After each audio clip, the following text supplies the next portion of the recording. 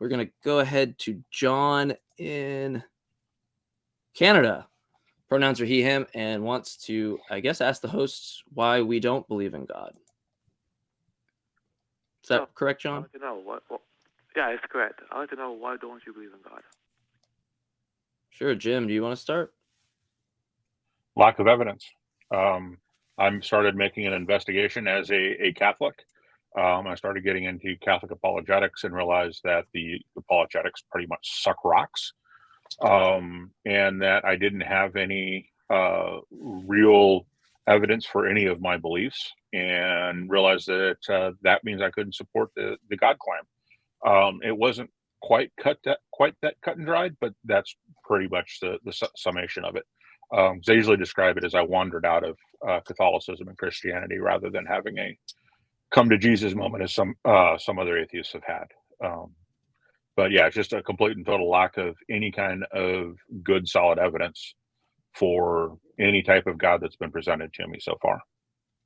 Yeah, and I've never believed in God, so I've never affirmed the proposition that God exists. I had more like spiritual beliefs when I was much younger, when I would consider confused, trying to navigate the world, and fawn to excuses that sound like platitudes that sounded nice at the time. But for me, I never had good reason to believe. And then the more I got into philosophy and science, the more I actually came to the conclusion that I don't think God exists at all. Do I have absolute certainty on that? No, I don't. But my position is that I'm a naturalist. So my position is that there is nothing but natural causal entities. And so that just rules out gods. And the type of argumentation I would take is a worldview comparison, where I just would make the claim that naturalism is going to be favored. It's going to make less ontological commitments, and it's going to explain all the data. If I have one marble that explains why another marble got knocked off, there's no reason to add 2 or 3 or 4, because it doesn't actually have any explanatory power. And I think theism more or less is the same. So that would be a rough structure of why I don't believe. So can I ask you a question? What is the harm of religion, if you don't mind me asking? Jim? The harm of religion? Yeah, so we can start with Catholicism. We can start in the early days when it first became a major religion in Rome. They passed laws on 2 different occasions making not being a Christian the death penalty. We can go to the Crusades. We can go to the Spanish Inquisition. We can go to the Spanish Conquistadors. We can go to the fact that Christianity was spread not by the quality of the arguments, but the quality of the violence. We can go to, if we want to go to more modern times, we can go to the suppression of LGBTQIA rights, and the suppression of LGBTQIA people as in general. Also, we can go to people supporting attempting to torture the gay out of people. We can go to the way Christians treated Native Americans, both in Canada and the United States, forcing their kids to go to school so they can become westernized and Christianized. We can talk about a wide variety of beliefs that inform actions and the negative consequences those actions have, all because somebody says something in a book that is either 66 books or 73 books, depending on whether or not you're Catholic, that a bunch of men, probably not white men, but certainly men, curated to tell a single story and edited to tell that story. So of course it tells a story. And the real problem with that is that you have over 1,000 denominations, all of whom disagree. And we've had wars over those disagreements. We've had 30 Years' War, the War of Religion in France, and all because they interpret this book differently. And they're willing to commit and die over it because they believe it's the truth. And you've got this edited, curated book that 1,000 different denominations completely disagree on fundamental points that is supposed to be as true as 1 + 1 = 2. And if we take any other piece of evidence for anything and end up with 1,000 different interpretations of that evidence would be considered bad. And yet, because it's religion, it's not. It must be true. I don't think it is. And all of that just comes back to people using that as an excuse to do the evil they want to do anyway. I would probably agree with all of that. So instead of going and just highlighting the same stuff, if you want to, John, I don't know if you want to comment on any of that, of what we've answered, or if this is like 20 questions or what we're doing. I understand that, but I do have one more question though. Sure. Why is Christianity being suppressed? Because I've noticed that when someone writes a Christian book, or if someone wears a shirt saying Jesus loves you, the people they're accosted or they're arrested. I just want to know why that is. Arrested? Christian oppression in the United States? How do you have Christian oppression when 80% of the country? How do you have Christian oppression when 80% of the country is Christian? How do you have Christian oppression when all the senators and members of the House, but I think 3 or 4 are Christian? When the entire Supreme Court is Christian? Yeah. When most of the state legislatures are Christian, and if you're an atheist, you almost can't get elected in this country. So when you say Christian oppression, what do you mean? Okay, here's an example. Kirk Cameron wrote a book for children about Christianity. He can't read it in the library, but the same library will let trans people read the book to children. So I want to know what that is. In what library? In what library can't you get it? A library in the United States. Which library? Public libraries? If it's not in a public library, probably because it's not a very good book and it's not requested very often. If it's a school library, which doesn't surprise me since it's Kirk Cameron. But yeah, exactly. I just want to know. But if it's a school library, I just want to know why that is. Please tell me. Well, you'd have to ask the libraries involved. If it's a school library, it's because of separation of church and state. If it's a public library, then that shouldn't be a problem, and you'd have to go ask the public libraries. But I would suggest that it's because Kirk Cameron can't write a good book. But yeah, and whether the book is good or bad, hold on. Let me hold on real quick, because there's part of that I wanted to tackle on prior to that, which is, I don't know if you know what it's like. I mean, I'm not trying to put this whole like it sucks to be an atheist in a world that's mainly Christian, but you have to understand there's times where I've in the past been afraid to mention that I'm atheist because I know how these people will react, because majority of the time it's Christian people. At jobs, I had told someone at a job as an atheist, nobody would they all looked at me like I was like the devil himself afterwards. I could tell things changed.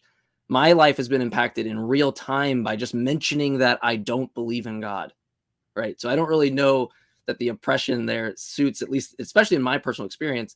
And then the Kirk Cameron thing, I don't even know if you're just making that up, right? It just, I'm not making it up. Okay, well, so what's your claim? Your claim is that because Kirk Cameron can't get a book and like Christianity's. Kirk Cameron is just one example. I'm also talking about the fact that anyone who seems to be atheist seems to be getting preferential treatment. What? People who are LGBT are getting preferential treatment. Prove it. Prove it? Are you okay. kidding? Are you kidding? Are you kidding me? We can't even get people to acknowledge that we have equality in this domain, right? We can't even get people to acknowledge like simple rudimentary things that are discussed in these conversations on trans rights, or even just being trans in general, right? We can't even get people to like listen to the information, and you want to say it's privilege towards them? No, not at all. What are you talking about? Like this whole deconstructing of the norms that we have is what is oppressing everybody now, right? We have to deconstruct these norms. This is what are you talking about? What are you talking about? The norms that look, the reason it's so hard is because of these religious norms that have been oppressed on us. Right? You have it backwards. I don't understand how you could think this, right? I mean, this is in no way. I want to know how you're being oppressed. How are you being oppressed? Tell me, how are you being oppressed? Your claim, right, was Christianity was oppressed, and you've yet to substantiate that. So if we can get that substantiated, I'll be happy to move on to the next thing. Your claim has not been justified. How do you justify, other than Kirk Cameron can't get a book, and I have issues because I don't understand what's going on in the debate surrounding trans people, that you're going to all of a sudden just say that there's an oppression on your side, right? Because I'm in these conversations and I don't see that ever the case. I just see a dearth of knowledge from the other side. I don't understand what you just said. I don't understand. A dearth of knowledge, a lack of knowledge. What do you mean a lack of knowledge? What are you talking about? Jim, do you want Yeah, to? I can't. He's just going off. Can't. Yeah, I just can't do this. I can't either. But so the bottom line is, trans people are people, and they deserve the same rights as everybody else. Nobody's giving them a special place. We're just trying to bring them up so they're at the same place at the table as everybody else, and that is simply not the case. You have people right now who are denying that they exist. You have people who are claiming it is nothing more than a mental condition. You have people who are claiming that they're Satanists. You have people who are claiming that they're not natural. You have people and actively harming them when in some cases. So, and this is LGBTQIA, right? We had what was it, a number of years ago? We had the young man in Montana who was dragged just because he was gay. We've got shootings at nightclubs just because people are gay. We have a wide variety of violence just because people are gay. And in terms of what states are doing, we have a wide variety of state legislatures who are attempting to get in the way of doctors and their patients and to legislate medical practice, simply because some trans folks want to complete their transition and they need a doctor's help to do so. So again, you can't compare the oppression that is going on with the LGBTQIA community and Christians, who are still the dominant political force. Even though their power is waning, they are still the dominant political force. So again, where do you get any type of Christian persecution? Okay, let's put gay people aside. I want to ask you this question. Are you going to answer the question? Your wish? Yeah, I'm asking you a question. Is it your goal to get rid of Christianity out of the United States completely? Is that your goal? Is that what you want? I'm asking. No. I want to be. No. What? No, my goal is to have people believe as many true things as possible and as few false things as possible. That's my goal. Okay, well, what's the difference, though? I want to know. Did you just admit that Christianity is not a true belief? I want to know what your goal is. Let's assume I just told you what my goal was. Let's assume that I'm Christian. Would you let me be Christian without any interference? Yeah, you can be. I'm not interfering with your Christianity now. Why would I do so in the future? Okay, so I just want to know. My family's Catholic. I'm not trying to stop them. The thing I'm trying to stop is the only people. Look, it's really simple. I would like to show people and explain to them why I think they're wrong, but you have to be. I'm not going to force someone who's not willing to come into the conversation. There's a line in the sand in these conversations. You can step over the line like you're doing now and call the show or to have debates and discussions, right? You can do that. And at that point, you do have to defend your beliefs. That's the arena that you've come into. I can't just go up to you and say, like, defend your beliefs to me, right? You don't owe me shit. You don't owe me anything. But the problem is, if you care about this, you care about the repercussions, you care about how this affects people, especially trans people, or the conversation, the main point of what you're talking about, oppression, and we enter this arena, then you have to come with the actual facts. You want to say when you come in here that, like, the oppression's on your side. You've yet to substantiate that. You've said Kirk Cameron can't read a book in a library. Okay, granted. I don't know how that's all of Christianity is oppressed, right? We don't have the amount of violence that's happening on the other side. They'll let a trans person read in the same library. All right. There's no need to start yelling, bro. It's okay. Calm down. All we need to do, Yeah, right, is and you get still you to substantiate what your claim was, or we're moving on, because you've done a piss poor job at showing why Christians are oppressed. So, but Jim, if you want to continue, I'm going to take you off mute, John, and then we'll give you one last chance if after Jim does what he wants to say, and then if you don't substantiate it, we're going to move on. Yeah, I'm still waiting for a single substantiatable claim to be made in Christian persecution in the United States. Okay, here it is. The fact that little boys and girls are being subjected to trans rights, and the fact that little boys have to train. Oh, there we go. We're done. I knew it. We're done. We're done. Yeah, we knew it. Yep.